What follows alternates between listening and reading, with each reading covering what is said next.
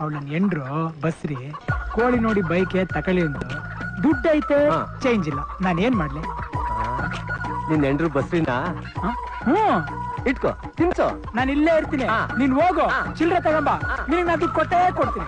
ಇವಾಗ ಈ ಕೋಳಿ ಬೇಕಿತ್ತಾ? ಗೊತ್ತಿಲ್ಲ ಯಾವಾಗ ಏನ್ ಯೂಸ್ ಆಗುತ್ತೋ ಏನೋ. ಈಗ ನಿಮ್ಮನ್ನೇ ಕರ್ಕೊಂಡು ಹೋಗ್ತಿಲ್ವಾ ಈ ಕೋಳಿಯ ಮಾಲಕ? ಬನ್ನಿ ಬನ್ನಿ, ಕೋಳಿ ಹಿಡ್ಕೊಂಡು.